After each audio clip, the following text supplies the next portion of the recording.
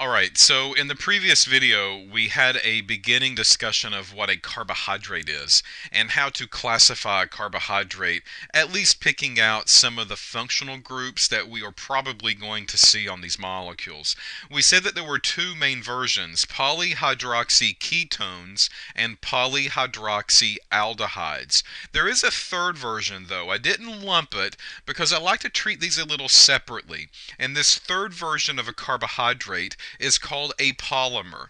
So again, what I like to do is look at the word and break it down. Poly means many and mer means units, right? So a polymer is representation of many units. So we can have carbohydrates that are polymers. And basically what that means is that we can have a carbohydrate connected to another carbohydrate, connected to another carbohydrate, and so on down the chain. And we get these huge, big, long carbohydrate chains. And these chains can then hook up to other chains, or these chains can then, do something kind of wrap around on themselves, or, the chemistry is just really unlimited. So this is what we would call a polymer. We're going to be looking at polymers a little bit later on in the lecture, but for instance, one of these polymers are something like cellulose. Cellulose is a polymer of a carbohydrate. It's made up of carbohydrates that are chained together, that are holding hand in hand down the chain, and that is what we would call a polymer. So polymers, polyhydroxy ketones, polyhydroxy aldehydes. Again, carbohydrates do not contain intact water, is what we call it, because there's no really water molecule there. They're hydrogens and they're OH groups.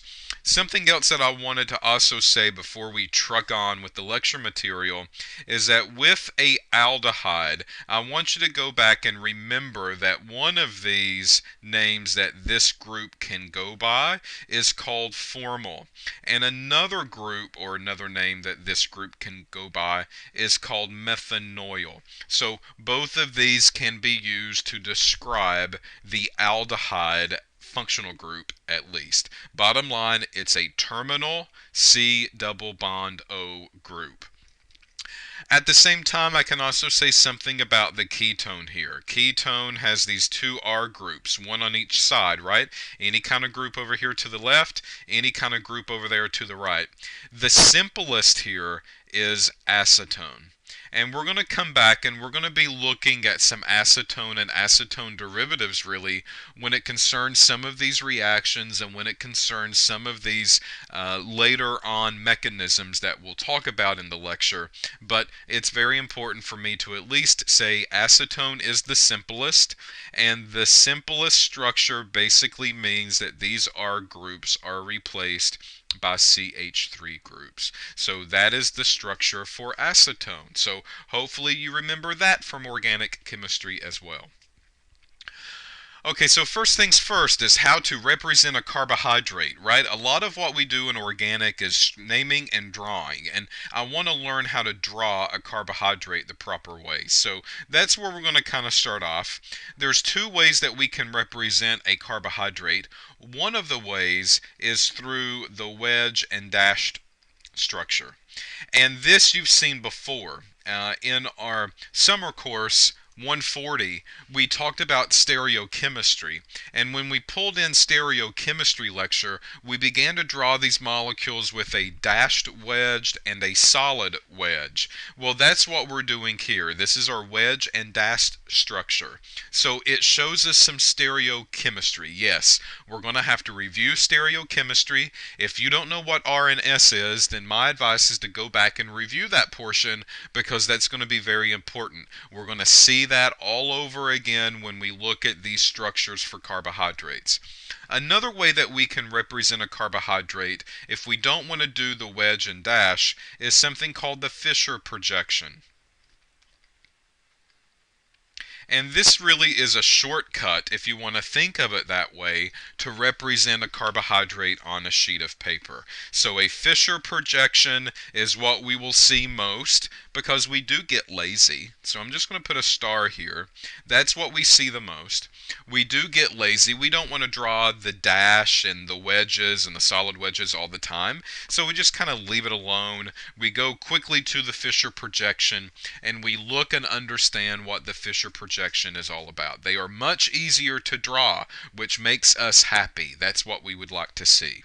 Okay, so what would these things look like? Well, let's draw our first example of a carbohydrate here. So let's do a C and a C and a C and a C and a C. So 1, 2, 3, 4, 5. We'll do a, let's put a sixth one on here. We'll do a 6-carbon chain. And this is kind of the backbone of my carbohydrate. That's what I like to refer to it as. It is a backbone. So this is where everything kind of starts and everything kind of spans off from the backbone.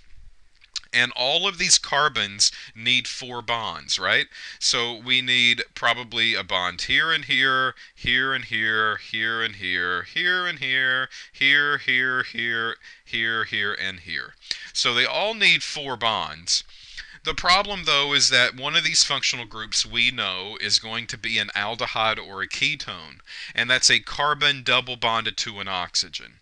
So somewhere in this backbone, we're going to see a carbon double bond O. And in the beginning, let's just keep it up at the top. So we'll choose the top carbon here to form our double bond O.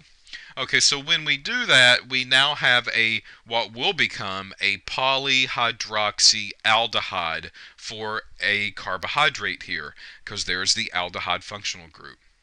Well, what other things do these carbons get as far as functional group goes? Well, we said the only thing that's in the chemical formula is carbon, oxygen, and hydrogen, and that's it. So carbon, oxygen, and hydrogen are the only things that I can write down to make this thing make sense. So the moral of the story here is that for a carbohydrate to exist, every carbon has to have at least an oxygen on it. Every one of them. And they come in the form of an OH group, other than the double bonded oxygen at the top. Alright, so that means that this carbon would probably need an OH group on it. This carbon would need an OH group on it. It can go to the left or it can go to the right. It doesn't really matter. This carbon would need an OH group. This carbon would need an OH group. This carbon, well, it would need an OH group as well. All of the other bonds that are not taken by an OH group, polyhydroxy, remember? Polyhydroxy, many OH. Well, we have an OH and an OH and an OH and OH and OH. Well, the other partner in crime are the hydrogens. So hydrogens simply go onto the other bonds that are available other than the oxygen. Okay, so let's make sure that we really understand how to draw a carbohydrate now. We start off with the carbon backbone, and in this case we had 6 carbons. We put an aldehyde or a ketone on one of the carbons, and in this case we just start up at the top and we put the aldehyde functional group there. All the other carbons, every one of them, need an oxygen.